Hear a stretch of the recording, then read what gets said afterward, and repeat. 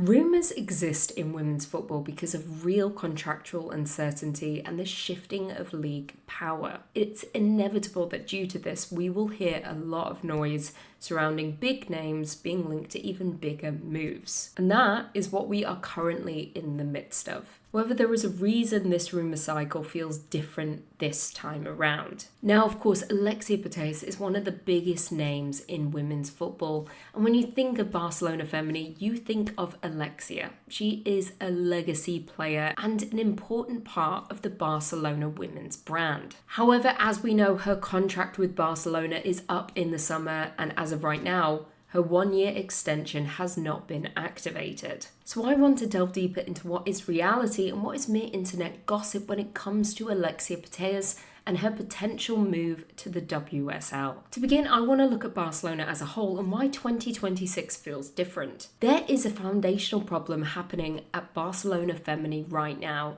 and as I've discussed in previous videos, this is due to Barcelona operating as one financial entity. That means that the women's team's budget is directly impacted by the club's overall financial restrictions. Meaning this, even if the women's team is financially stable and successful, they are unable to spend freely. They are constrained by the men's team's financial situation and their debt load. So why does this matter? Well, it matters because Barcelona Femeni's success on the pitch does not equal financial autonomy, and they are essentially operating with their hands tied behind their backs. Now, that is not to say they are helpless, but there is less unilateral control than before. This in turn creates tension within the club, resulting in legacy players leaving. And this can be due to structural pressure, contracts, wages, and lack of sustainable foundations at the club. Now, this isn't me implying that there's a crisis situation happening at Barcelona women, but instead is a quiet erosion of control compared to their peak years. When a club moves from total structural certainty to a slightly more restrained model, even the possibility of elite departures feels more plausible than it once did. Over the transfer windows, we have seen Barcelona reduce costs rather than heavily reinforcing their team, which of course has resulted in key players leaving. And many big names at Barcelona Femeni are reported to be leaving this summer. We are also seeing less big signings at Barcelona and instead most players coming in on a free transfer. Not to mention squad depth is shrinking rapidly. I believe at one stage there were around 17 senior squad players, which of course is not sustainable and risks injury, player welfare, and only increases pressure among key players. Now let's explore the talent exodus that may very well be taking place at Barca Femeni. Now, of course, the internet is running rampant with stories of who may be leaving Barca in the summer and where they could be heading. Some of these players include Batlle and Alexia Putellas. Now, this is where links involving Batlle could be analytically interesting. And that's not because they guarantee movement, but because they test the idea that Barcelona are no longer impermeable. Elite players leaving Barcelona is no longer unthinkable, because it could very well be happening. Barcelona rarely loses icons unless there is a structural reason, and not just a sporting decline. Now let's examine what these discussions actually signal, and what impact it could have on player and clubs. To begin, let's discuss Batlle. Now, she has been linked to an Arsenal move that could be taking place this summer. However, I want to focus less on the rumour mill and what this could actually signal for player and club. Historically, Barcelona represented the pinnacle sporting environment. However, a Batlle move to Arsenal could now signal that players view the WSL as offering more, including an equally competitive footballing challenge, not just greater commercial exposure. Now, Arsenal does make structural sense for Batlle as they rely on a possession-heavy style of play, which aligns with Batlle's technical profile. They are also, of course, Champions League winners and are consistent tournament contenders, and they are actively rebuilding a technically dominant identity. Despite being an experienced team, Arsenal are in desperate need of tactically intelligent fullbacks, which of course has been impacted due to injuries. It's also worth noting that a move now for Batlle does not represent a late career brand decision, but more of a prime phase competitive choice, which of course makes the logic behind the move much more significant. Now, this is also why the owner Batlle and Alexia Putellas discussions cannot be treated as equal. Batlle leaving would suggest a structural permeability at Barcelona, not a domino effect of exits. Unlike Batlle, Alexia Putellas is a Ballon d'Or winner, two-time Ballon d'Or winner, and a symbolic figure of Barcelona's modern-day dominance. She's also deeply tied to the club's legacy and brand.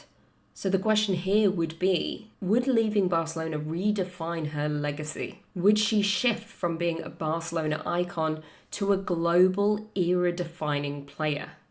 That is the question. But what I want to shift into is the conversation surrounding Alexia's move to the WSL and whether she would even suit this style of play. As we know, it is significantly different to Barcelona. The question isn't whether she is good enough to be in the WSL, as we know of course she is. It's whether the WSL environment would maximize or disrupt the qualities that make her elite. From a purely footballing perspective, suitability to the WSL is less about individual quality, and instead it's more about tactical environment. It is also wise to distinguish between the WSL playing style and Barcelona's. Barcelona rely on controlled positional dominance, with slower build-up play and structural possession. On the other hand, as we know, the WSL is a much faster tempo, with more transitional moments and higher physical intensity. The WSL often demands more quicker defensive transitions and more off-ball physical work than the possession-dominant environment Alexia has thrived in at Barcelona. Now, of course, this doesn't mean she'd struggle. It just means that the rhythm of the matches would be fundamentally different. The WSL doesn't just sign up superstars. It tests whether their profile could survive a different footballing ecosystem. Historically, Alexia's influence is maximised in situations that allow her to orchestrate the play, rather than react to constant transitional phases. Many of the qualities that made her dominant in Liga F, including tempo control, positional intelligence, and late attacking runs, well, they are transferable, but they would be expressed differently in a more physically intense league environment. The physical demands of the WSL could require Alexia to adapt her off-ball workload, particularly in defensive transitions and pressing intensity. Her suitability to the WSL is less about the league itself, and more about whether she joins a possession-structured side that allows her to dictate the flow of play, rather than chase it. Her impact in the WSL would extend beyond tactical fit as well. She would be influencing the dressing room culture, professionalism, and game management in high-stakes moments. The question would be, would the WSL adapt to maximize Alexia's strengths? Or would she need to adapt to the league's faster, more transitional rhythm? Her technical profile is elite. There's no doubt about that. But her peak influence is historically tied to possession-heavy football. So saying all that, what WSL team would make the most sense for Alexia Putellas? Where would she fit? And what options are there for her? As we know, there is one team creating the most noise among the rest, but I want to look at the other teams as well that could maybe be a good fit for Alexia and her playing style. Now, the question isn't which team would want Alexia Putellas, because the answer would be all teams want Alexia Putellas. I think it's safe to say, as a fan of football, you would desperately want your club to sign Alexia Putellas. But instead, the question is, which team would maximise her strengths at this stage in her career? Now, to begin, let's look at Arsenal. Arsenal could offer the closest tactical environment in England for Alexia. However, with the likes of Georgia Stanway being linked to Arsenal, it would seem there wouldn't necessarily be a need for Alexia at this point at Arsenal Women. There is, of course, Chelsea that would offer guaranteed contention and squad strength, but the tactical rhythm may require greater adaptation due to their faster, more vertical style of play. Then, of course, there's Man City, and in many ways, City's tactical structure may be the most stylistically aligned with the environment Alexia thrived in at Barcelona. And of course, London City Lionesses Lionesses. Now, this is the club Alexia has been linked to heavily, and I don't want to lean too far into the rumour mill because that's not why I'm here, but I want to explore why London City Lionesses may be a suitable link for Alexia and the reasons we could see as to why she might want to make that move. A move to a club like London City would not be about immediate elite competitive stability, but instead about long-term project influence and about shaping an emerging football identity. We of course know as well that Jana Fernandez left Barcelona and signed to London City. The presence of the former Barcelona player suggests an attempt to import elements of the club's footballing philosophy, which could hypothetically make the environment more culturally familiar, even if it is competitively different. And for Alexia, such a move would represent a shift from joining an established elite ecosystem to becoming the central pillar of an ambitious long-term project. Now, what happens this summer, we are yet to know. So we just have to be patient and see. There is still the high probability that Alexia's one-year extension is activated. And of course, all of that being said, Barcelona is still one of the elite clubs in women's football. But structurally, they are operating under financial constraints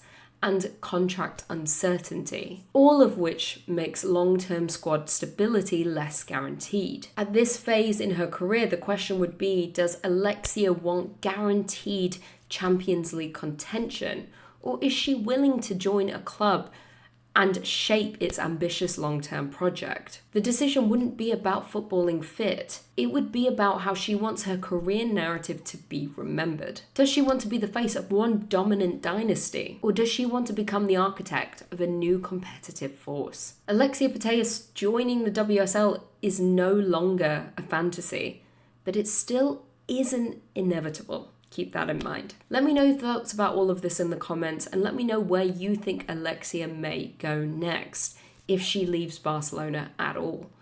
I will see you in the next video.